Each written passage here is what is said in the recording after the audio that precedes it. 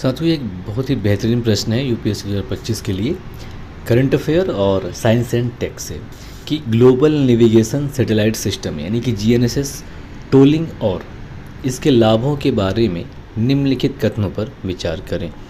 पहला कथन है कि जीएनएसएस लिंक्ड बैंक खातों के माध्यम से पोस्टपेड टोल भुगतान की अनुमति देता है। और दूसरा कथन है कि इससे टोल बूथों पर भीड़भाड़ और ईंधन की बर्बादी से बचा जा सकता है। तीसरा कथन है कि यह केवल 5G कनेक्टिविटी वाले क्षेत्रों में ही काम करता है। उपरोक्त कथनों में से कितने सही हैं? केवल एक, केवल दो, तीनों या फिर कोई नहीं? तो पहला कथन देखेंगे कि जीएनएस लिंक्ड बैंक खातों के माध्यम से पोस्टपेड टोल भुगतान की अनुमति देता है, तो यह सत्य है।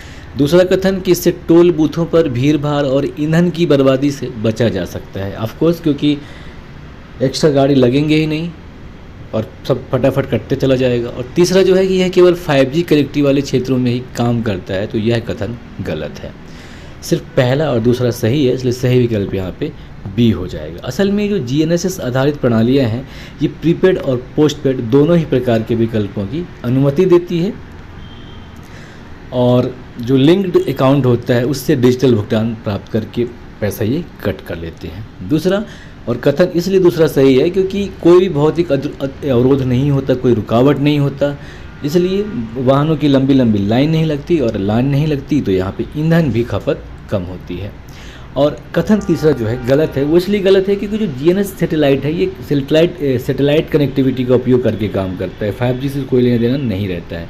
वहाँ पे जो उपस्थित हो, लाइक GSM हो, 4G हो, 5G हो, उसी का प्रयोग करके ये काम करेगा, क्योंकि इसको सैटेलाइट सिस्टम से काम करना होता है। इसलिए तीसरा कथन गलत है।